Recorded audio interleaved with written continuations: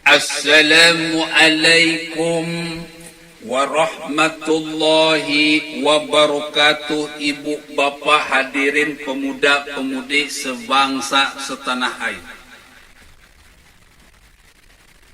Hati-hati Bu, Pak, jaga anak kita agar jangan terpengaruh paham khilafah. Jangan terpengaruh paham radikal.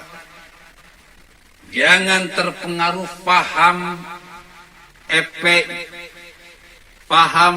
FPI, HTI, PKS. Jaga anak-anak kita. Jaga keponakan kita. Jaga cucu kita dari paham-paham radikal. Karena kalau kita perhatikan, kalau kita amati, kalau kita selidiki, kalau kita telaah, orang-orang khilafah ini kebanyakan anak muda. Kebanyakan bocah-bocah. Karena anak muda dan bocah-bocah ini otaknya masih bersih, Mas Bro. Hatinya masih bersih. Masih belum punya warna. Masih mencari identitas. Masih mencari jati diri. Akhirnya mudah diwarnai oleh orang-orang khilafah. Makanya orang-orang khilafah ini begitu ngebet, begitu bersemangat masuk ke dalam dunia pendidikan Indonesia. Menjadikan dunia pendidikan Indonesia sebagai inang, sebagai tempat pertumbuhan dan perkembangan the cell of teroris. Orang-orang khilafah masuk ke sekolah-sekolah SMP, ke sekolah-sekolah sanawiyah, masuk ke sekolah-sekolah SMA, STM, madrasah aliyah, masuk ke kampus-kampus negeri, swasta, bahkan institut agama. Di sana kumpulan bocah-bocah, remaja, dan anak muda. Maka jangan aneh. Jangan aneh kalau khilafah dipenuhi anak muda.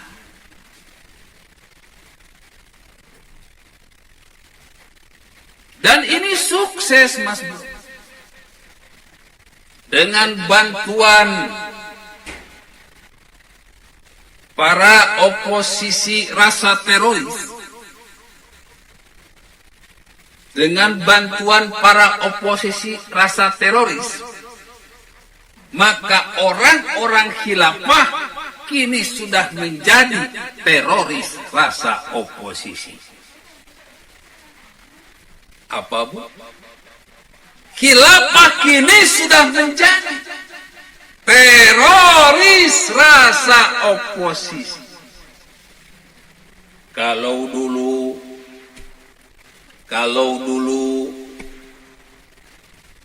teroris datang ke mall, langsung meledakkan diri dengan bom. Bom. Dulu teroris datang ke Bali, masuk ke tempat kerumunan para turis, meledakkan diri. Bom. Kalau dulu teroris masuk ke kepolisian, ikut sholat bareng, lalu meledakkan diri. Boom. Sekarang terorisnya enggak, Bu. Teroris sekarang itu demo berjilid-jilid. Dikenal dengan demo 411, 212, 313, dan lain sebagainya. Bahkan teroris ini bisa bereuni setiap tanggal 2 bulan 12.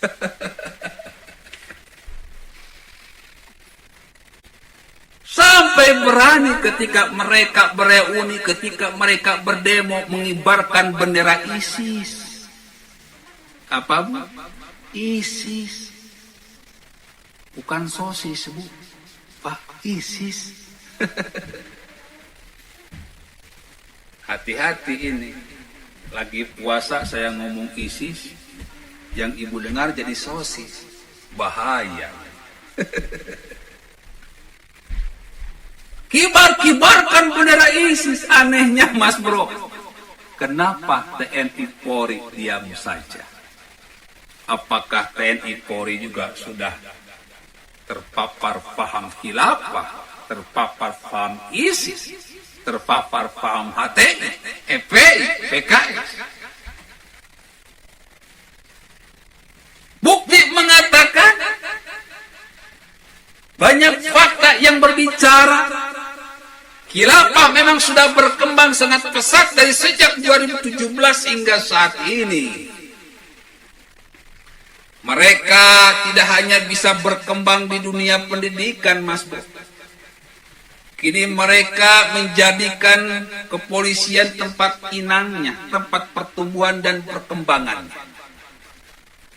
Makanya kemarin saya lihat ada beberapa orang kepolisian yang jadi jemaah tabligh. Saya dulu ikut jemaah tabligh. Tahu isinya apa? Jemaah tabligh itu ada pergerakan untuk mencuci umat, otak umat lewat masjid. Dia perjuangannya dari masjid ke masjid, mencuci otak umat. Kok bisa-bisanya ada anggota polisi jadi jemaah tabligh? Udah. Tercuci otak udah. Lalu sekarang TNI juga dijadikan inang, tempat pertumbuhan dan perkembangan orang-orang khilafah. Teroris rasa oposisi. Tidak hanya TNI Polri, bahkan PNS pun banyak yang terpapar khilafah. RT, RW, lurah, camat, wali kota, bupati, kementerian, banyak yang terpapar khilafah. BUMN, Pertamina apalagi mengundang si Sugitnur katanya. Udah jelas mereka sudah terpapar khilafah. Jadi masalah NKRI berganti jadi khilafah ini sebetulnya tinggal tunggu waktu saja. Nunggu momen yang tepat saja. Serem, Mas Bro. Serem. Saya sudah berteriak dari 5 tahun yang lalu. Sampai sekarang tidak ada satupun orang yang berani mengundang saya untuk berbicara politik dan khilafah. Padahal saya orang yang pertama berteriak. Dan mungkin paling berani membongkar keborokan khilafah. Membongkar pergerakan khilafah. Tapi anehnya, pintu dakwah saya terus ditutup. Pintu rezeki saya terus ditutup. Untungnya Allah terus bersama saya. Innallaha ma'as sabirin. Allah beserta orang-orang yang sabar. Hingga kemarin di malam nuzul Quran saya bermimpi melantunkan ayat suci Al-Quran dengan sangat indah di hadapan Kiai Haji Muammar Z.A. Alhamdulillah. Di tengah rasa frustasi saya, Allah terus menghibur saya untuk terus bergerak dan berjuang sampai titik darah penghabisan. Ibu, bapak, hadirin pemuda, pemudi sebangsa setanah air. Jadi jikalau ingin memberantas khilafah, tinggal siapkan panggungnya buat saya. Di sanalah pelan tapi pasti khilafah akan hancur berantakan, karena saya akan membongkar keborokan mereka dengan nyata ketika tablik akbar diberikan buat saya. Sampai sekarang masih susah. Pintunya masih susah. Semua masjid masih tertutup. NU pun masih tertutup. Muhammadiyah masih tertutup. Persis masih tertutup. Semuanya masih tertutup. Saya paling cuma menjadikan channel tanda tanya politik ini untuk membuka dakwah bagi kalian, wahai rakyat Indonesia pada umumnya, umat muslim pada khususnya. Mari kita masuk kepada inti. Di dalam Islam, seperti yang dikatakan oleh bocah yang tadi, benar adanya. Jika perbuatan suka sama suka, hubungan intim dengan sesama jenis, lesbian, homoseksual adalah perbuatan yang dilaknat oleh Allah Subhanahu wa Ta'ala. Tetapi dalam perintahnya tidak secara eksplisit. Cuman ada sebuah sejarah. Kaum Nabi Lut, kaum homoseksual, kaum lesbian dilaknat oleh Allah Subhanahu wa Ta'ala.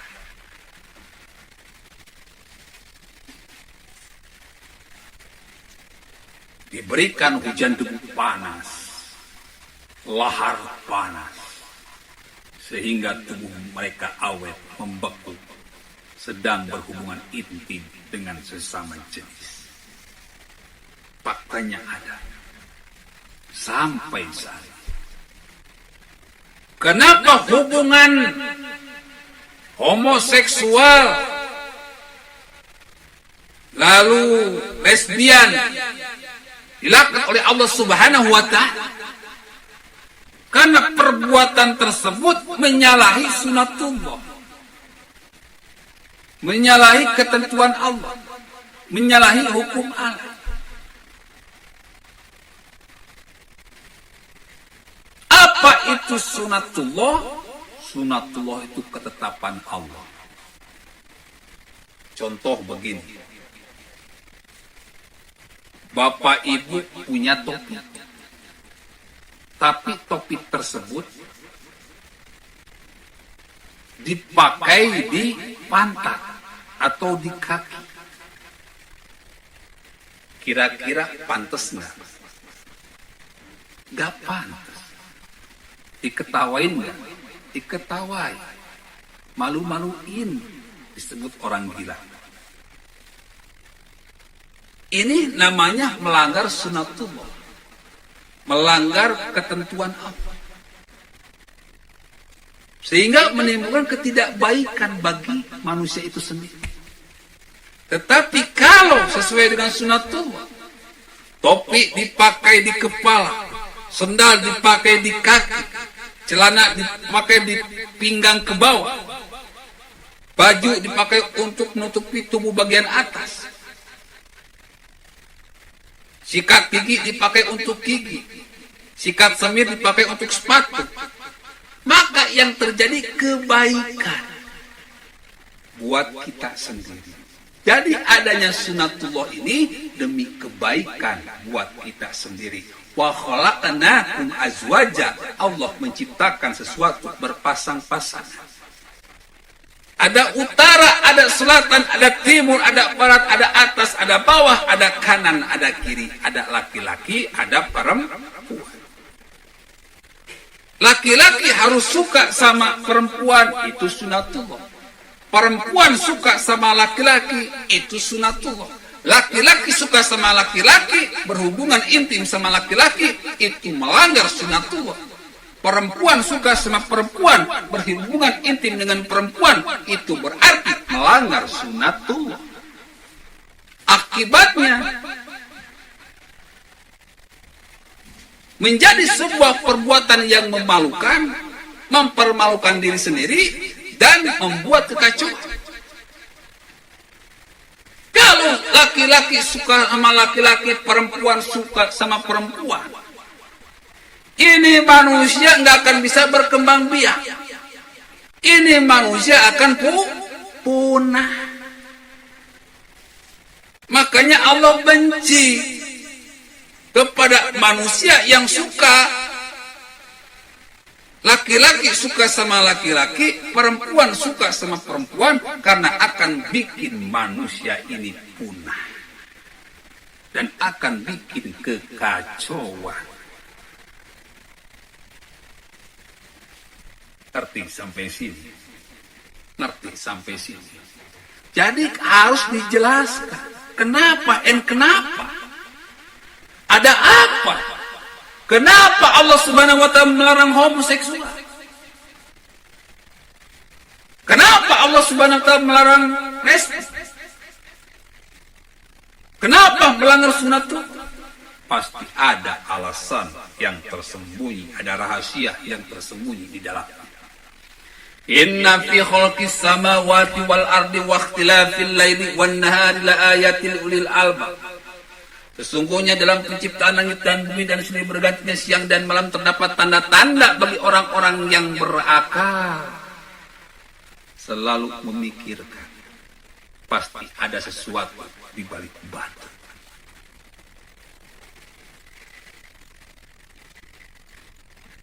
Jadi Allah melaknat perbuatan lesbi, homoseksual itu demi kebaikan kita.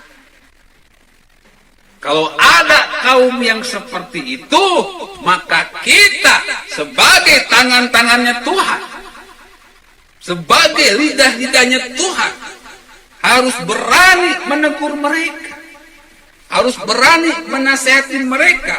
Watawasau bil haq, watawasau bis sabr. Menasihati demi kebaikan, menasihati demi kesabaran, agar terciptanya kedamaian, ketenangan, rahmatan lil alamin. Agar sunatullah bisa berjalan di muka bumi ini dengan apa adanya.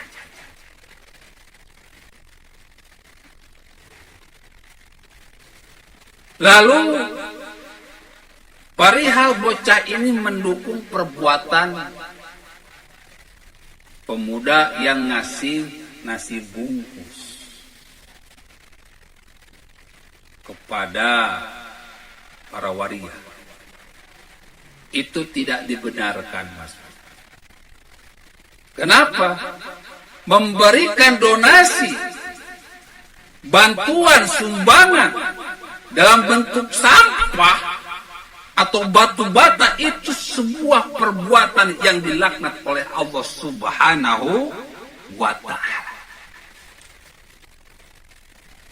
Maka kalau kita berdakwah, jangan dengan kejahatan, jangan dengan menzalimi orang lain. Berdakwahlah dengan akhlakul karimah. Innama bu'istu liutammama makarimal akhlak. Sesungguhnya Islam ini, Nabi ini diturunkan ke alam dunia, diutus ke alam dunia untuk menyempurnakan akhlak. Nabi berdakwah untuk menyempurnakan akhlak. Maka yang didagangkan oleh Nabi, yang dipromosikan oleh Nabi, bukan kejahatan, bukan kezaliman, bukan permusuhan, bukan kerusakan, bukan demo berjilid-jilid, bukan teriak-teriak kafir, tetapi menggunakan akhlakul karimah. Ini yang dipromosikan. Benar kaum homoseksual itu terlaknat. Benar kaum lesbi itu terlaknat. Kalian dakwahkan dengan akhlakul karimah, tidak mencaci mereka, tidak menghakimi mereka, tidak menzalimi mereka, tetapi dengan akhlakul karimah, dengan amanu wa amilus sholihat wa tawassaw bil haq wa tawassaw bis sabr.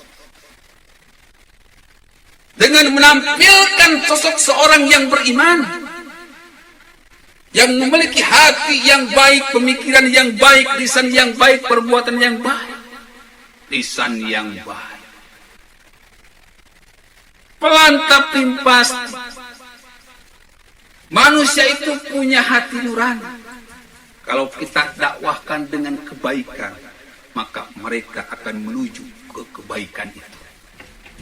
Kalau kita mendakwahkan dengan kejahatan, maka mereka akan menjauhi kita. Karena mereka tidak suka dengan kejahatan.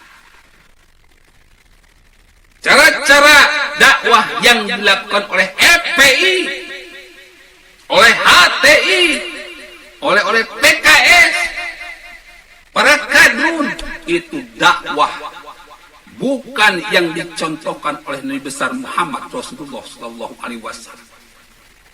Dakwah yang dilakukan oleh Habib Rizik, Habib Bahar, dan orang-orang keras dan kasar lainnya, itu bukan dakwah yang dicontohkan, yang diajarkan oleh Nabi besar Muhammad Rasulullah Sallallahu Alaihi Wasallam. Tak peduli mereka keturunan Nabi, kalau cara dakwahnya tidak sesuai dengan tuntunan Nabi, mereka bukan pengikut Nabi. Man salimal muslimuna min lisanihi wa yadihi. Ini yang sering saya dakwahkan terus-menerus. Muslim yang terbaik adalah yang lisan dan tangannya tidak menyakiti orang lain. Sementara mereka PA 212 selama ini menyakiti orang lain, Mas. Sampai al-kafirun jadi al-munaslimin, al-non-muslim. Siapa itu yang bilang al-kafirun jadi al-non-muslim? UAS, Mas Bro.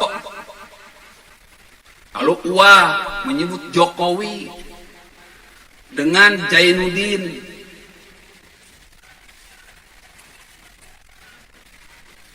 Lalu Ustadz Wani Yahya sangar, bro, menyebut PKI dan sebagainya. Ustadz Tegujukan, wah, udahlah, kaum mereka itu memang bukan para pengikut Nabi besar Muhammad Rasulullah Sallallahu Alaihi Wasallam. Mereka tidak punya akhlak, otaknya rusak, akhlaknya bejat, pasti. Rekam jejaknya bisa kita lihat, jejak digitalnya bisa kita lihat, bisa kita buka di era keterbukaan. Makanya saya senyum-senyum saja ketika mereka begitu meyakinkan saya pasti menang di Pilpres 2019, Prabowo pasti jadi presiden. Mereka menggebu-gebu, wah pasti menang. Tebar gibah, fitnah, hate speech, tebar kebencian, tebar kebohongan, tebar kebodohan kepada rakyat Indonesia. Hingga kini mereka sok bersih. Padahal Allah berfirman, Sabbihisma rabbikal a'la. Sucikanlah nama Tuhan yang maha tinggi. Allah menyukai sesuatu yang suci, hati yang suci, pemikiran yang suci, lisan yang suci, perbuatan yang suci. Itulah yang bisa meninggikan nama Allah Subhanahu wa ta'ala di muka bumi ini. Sementara mereka PA 212, orang-orang FPI, HTI, PKS Habib Ri, Habib Bah, Ustaz Tengku Zulkarnain, Buya Yahya, Ustaz Wali Yahya, Ustaz Mahe, Agim, Uas, selama di pilpres ke belakang, hati mereka kotor, pemikiran mereka kotor, lisan mereka kotor, perbuatan mereka kotor. Akhirnya apa yang terjadi? Innal munafiqina yukhadi'una Allah wa huwa khadi'un. Mereka orang-orang munafik hendak menipu Allah, tapi Allah tipu mereka. Mereka orang-orang munafik hendak mengalahkan Allah, tapi Allah kalahkan mereka. Mereka orang-orang munafik hendak menghancurkan orang-orang yang baik, tetapi mereka Allah hancurkan. Pelan tapi pasti. Ratna Sarumpait masuk penjara. Al-Khotot digempur, diperiksa, mau masuk penjara. Ahmad Dhani mau masuk penjara. Banyak yang lain. Serem.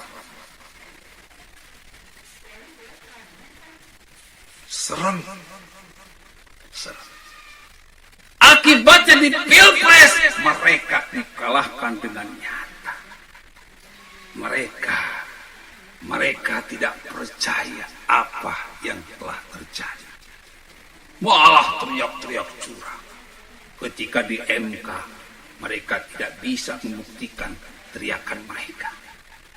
Dasar orang-orang munafik. Jika mereka tidak tobat, kalian habis. Kini mereka mendukung seorang gubernur, rasa presiden. Tapi bohong. Gubernur rasa presiden. Orang lain manut kepada presiden. Ini malah menentang dan menantang. Masalah PSBB ini kan sebenarnya mudah, Mas Bro. Pusat itu sudah sejak awal tidak ingin lockdown. Tidak ingin PSBB. Karena ekonomi akan acak-acakan, rakyat akan kelaparan, kejahatan semakin menggila. Tetapi kepala daerah ini yang bedegong, yang bandel, yang tidak mau nurut, terus-menerus mengajukan lockdown kepada pemerintah. Terutama Anies Baswedan. Kekeh kumakoh ingin lockdown. Padahal saat itu masih 0%. Yang positifnya 0. Akhirnya lockdown diganti dengan PSBB. Ketika PSBB diizinkan,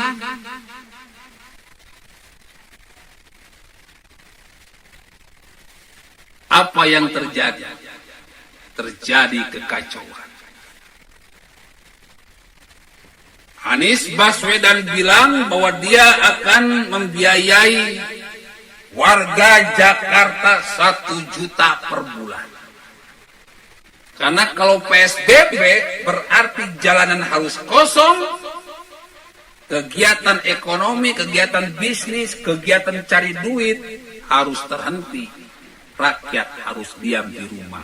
Kalau diam di rumah berarti semua rakyat DKI mendapatkan bantuan sosial dari Pemda DKI. Pemerintah pintar.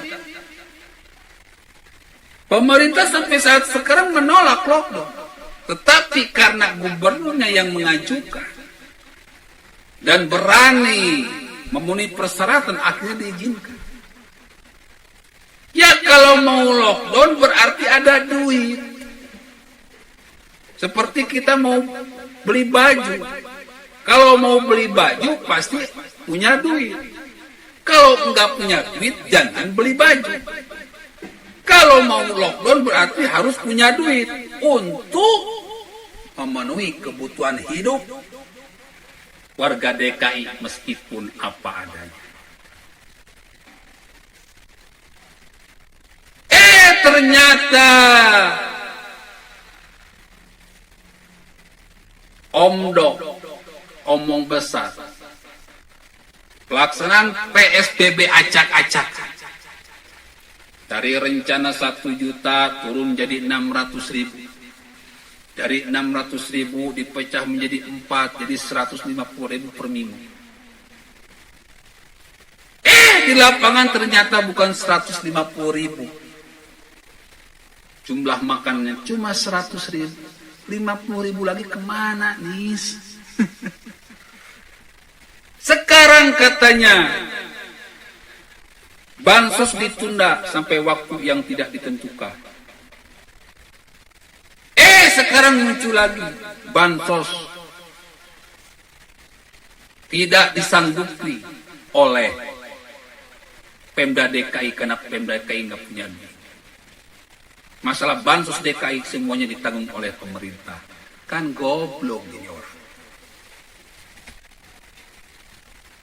Terus-menerus bikin kekacauan, terus-menerus bikin kerisuan, terus-menerus menentang dan menantang, ingin menjatuhkan pemerintah, ingin merusak wibawa pemerintah di hadapan rakyat. Sekarang si Anies sudah lepas tangan. Sudah lepas tangan. Pemerintah yang jadi sasaran. Lalu Jawa Barat ikut pula. Mengajukan lockdown. Tetapi duitnya sama, nggak ada, akhirnya sama terjadi kekacauan di negara Jawa Barat, di provinsi Jawa Barat. Rakyat jadi marah, wibawa Pemda jadi hilang, wibawa pemerintah ikut-ikutan tergusur. Padahal kan udah jelas kalau nggak punya duit jangan lockdown. Cukup pakai masker, jaga jarak, cuci tangan, jangan bergerumul. Makan makanan yang bergizi atau yang sehat, atau jangan sampai tidak makan. Terus sering mandi, makan buah-buahan yang berair, cuma itu aja sederhana. Virus corona bukan sesuatu yang bahaya, biasa-biasa saja. Kenapa harus lockdown?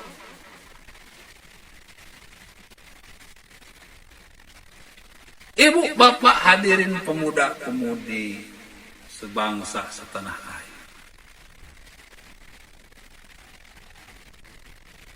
Mengangkat seseorang menjadi gubernur dengan cara-cara yang jahat, maka insya Allah jabatannya tidak akan menjadi rahmat, tidak akan berkah sampai kapan. Dan Anies Baswedan ini merupakan calon presidennya orang-orang khilafah. Calon presidennya dari orang-orang FPI, HTI, PKS. Katanya sekarang Nasdem mau ikut. Calon presidennya orang-orang yang benci pemerintah. Kebayang Mas Bro, orang kayak gini dijadikan calon presiden. Ngurus Jakarta aja acak-acakan, apalagi ngurus negara, amit-amit.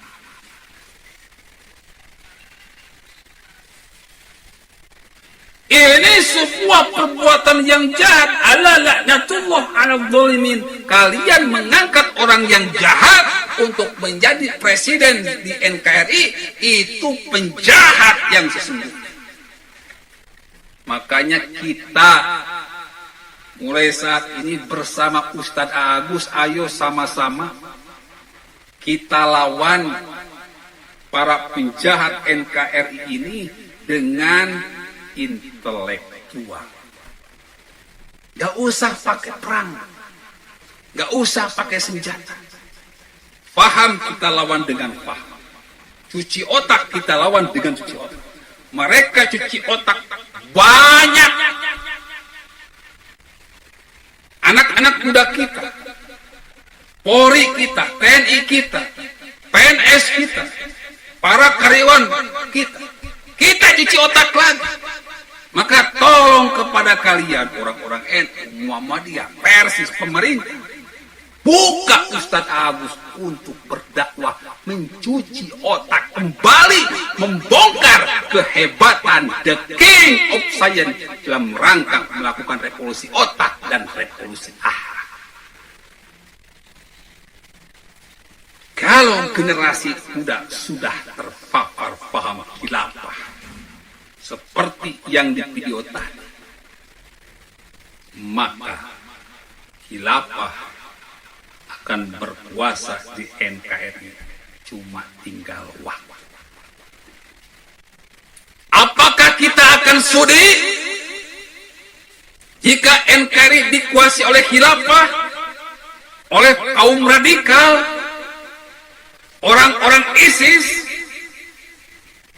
Katakan tidak dari sekarang. Dan mulai kita berjuang. Yang punya ilmu, korbankan ilmu kalian. Yang punya harta, korbankan harta kalian. Mari bersama-sama dengan Gus AA melakukan revolusi otak dan revolusi akhlak bagi seluruh rakyat Indonesia. Mudah-mudahan ini dengarkan oleh Jokowi dan teman-temannya. Billahi taufiq wal hidayah. Wassalamualaikum warahmatullahi wabarakatuh.